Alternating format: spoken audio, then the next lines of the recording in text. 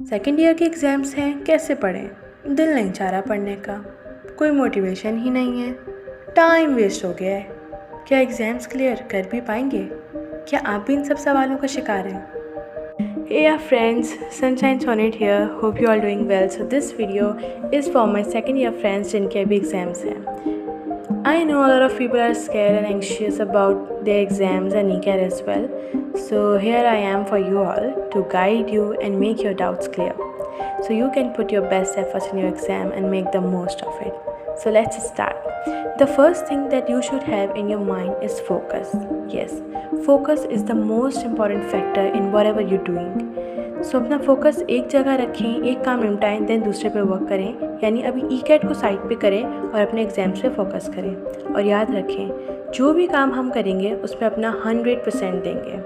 अभी इंटर के एग्ज़ाम्स आपके सर पे आ गए हैं। अब आपने पूरे साल मस्ती की है या किसी भी वजह से आप पढ़ नहीं पाए और अब आप टेंशन में हैं कि व्हाट टू डू।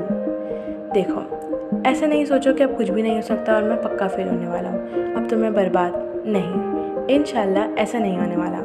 रिमेंबर, अल्लाह ताला ने सबके लिए फ्रूट्स रखे हुए हैं, सबको अपने हिस्से का फ्रूट मिलेगा। Just trust the timings. Okay, so कहाँ से शुरू करें? देखो, पहले तो वो बच्चे सुने जो अपना बहुत सारा टाइम वेस्ट कर चुके हैं। पहले वो अपने माइंड को क्लियर करें, खुद को बोलें कि जो हुआ सो हुआ, अब मैं जो कर सकता हूँ एटलीस्ट मैं वो तो करूँ। अपने अंदर के इंसान को जो आपको बार बार डिमोटिवेट करता है, रिग्रेट फील करवा रहा है, उसे खामोश करवा दें अंटिल एग्जाम्स। जैसे ही वो थॉट्स आएँ, सर झटकें, आगे बढ़ें, उठें, वॉक करें, माइंड डाइवर्ट करें, फैमिली के साथ बैठें और अपने माइंड को चेंज करें। अच्छा ठीक है, अब हम रिलैक्स हो गए, देन व्हाट टू डू? देखो, टेनियर उठाओ, उसे खोलो।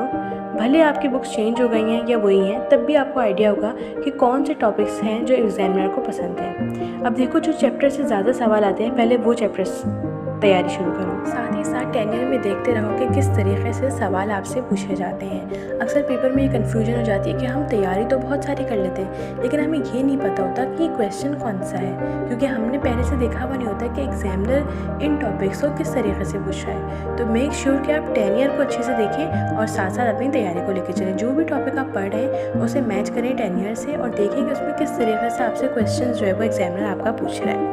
अब ड्यूरिंग द तैयारी जो आप कर रहे होंगे उसमें आपने 3 काम नहीं करने। एक ये कि रिलैक्स करना, दूसरा ये प्रॉपर स्लीप लेना, तीसरा ये कि जैसे ही टेंशन हो आपने लॉन्ग ब्रेक्स ले ली। ऐसे काम आपने नहीं करने हैं। क्यों? क्योंकि ये काम वो बच्चे करेंगे जिन्होंने शुरू से पढ़ा है। अब आप एंड टाइम पे पढ़ें तो कहीं तो आपको सेक्रीफाइस करना पड़ेगा ना। अभी आपने जान लगानी है, नॉन स्टॉप पढ़ना है और इस पढ़ाई के दौरान थोड़ा सा टाइम आपने अपने खाने के लिए निकालना है, थोड़ा सा टाइम सोने के लिए निकालना है और थोड़ा सा टाइम फैमिली के लिए निकालना है। क्योंकि जो जितना कम रेस्ट करेगा, जितना परेशान रहेगा, जितना रेस्टलेस रहेगा, जितनी मेहनत करेगा, उतना कामयाब होगा। And that is the reality. एक और चीज़ जिसका आपको ख्याल रखना है वो ये कि हमने माइंडलेसली कोई काम नहीं करना। एक दिन में हम एक सब्जेक्ट लेके बैठे हुए हैं और उसको लेके बैठे हुए हैं, पूरा दिन ज़ाया कर रहे हैं, ऐसा नहीं करना हमको। आप 2-3 सब्जेक्ट उठाएं, अब उसको प्रायोरिटाइज़ करें, उन सब्जेक्ट्स को, उनकी प्रिपरेशन को। एक चीज़ तो ये हो सकती है कि हम अपनी तैयारी के लिहाज से सेट करें कि भाई किस सब्जेक्ट की प्रिपरेशन हमारी ज़्यादा है, किसकी कम है। दूसरा फैक्टर ये हो सकता है कि कौन सा सब्जेक्ट है जो हम एंड टाइम पे भी पढ़ के निकाल सकते हैं पेपर के गैप में भी, और कौन सा है जो हम एंड टाइम पे हमसे नहीं होता। जैसे कि अक्सर फिजिक्स होता है, मैथ्स की प्रैक्टिस हो गई, केमिस्ट्री हो गई, तो ये वाले जो सब्जेक्ट्स हो गए आपके, वो आप एंड टाइम पर नहीं कर पा रहे होते। तो पहले आप ऐसे सेट कर लीजिए कि इनके टाइमिंग ज़्यादा रख लें और जो हमारे कंपलसरी सब्जेक्ट्स होते हैं जैसे कि उर्दू, इंग्लिश वगैरह होगा, इनको आपने थोड़ा थोड़ा टाइम दे दिया।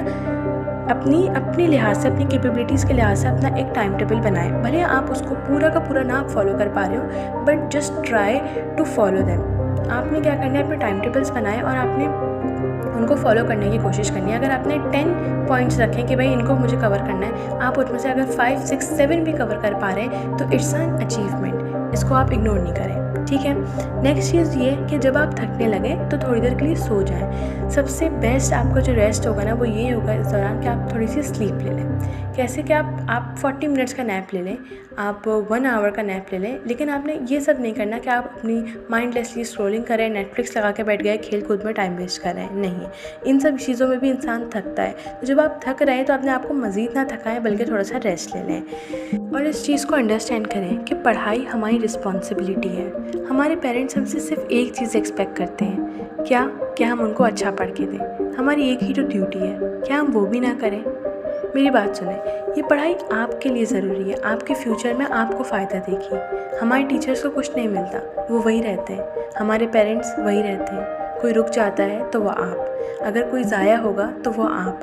डरे उस वक्त से कि आपका वक्त आपको ज़ाया करते हैं। आज आप अपना वक्त ज़ाया करेंगे, आपका वक्त आपको ज़ाया कर देगा। मेरे एक सर थे कंप्यूटर के, उन्होंने अपनी फ़र्स्ट क्लास में कहा था कि अगर अभी मेहनत कर लो तो सारी ज़िंदगी मेहनत नहीं करनी पड़ेगी। और ये बात मैंने अपने दिमाग में बिठा ली थी और अल्हम्दुलिल्लाह I am achieving my goals. मैं कहती हूँ मत सुनो दूसरों की, टीचर्स की, पेरेंट्स की, किसी की नहीं सुनो, अपने दिल की सुनो। क्या आपका दिल आपको बड़े बड़े ख्वाब नहीं दिखाता? क्या आप खुद को एक कामयाब इंसान नहीं देखते?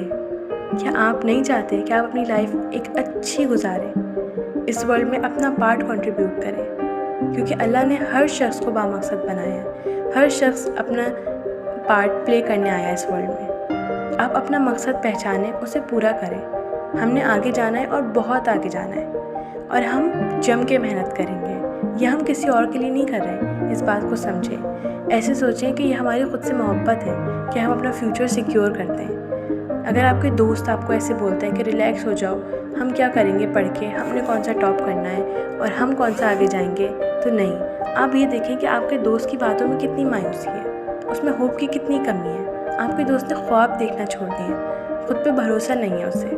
आप उसे होप दिलाएं, उसके साथ मिल के पढ़ें, साथ हंसें, साथ रोएं, साथ एग्ज़ाम्स क्लियर करें और साथ पार्टी करें।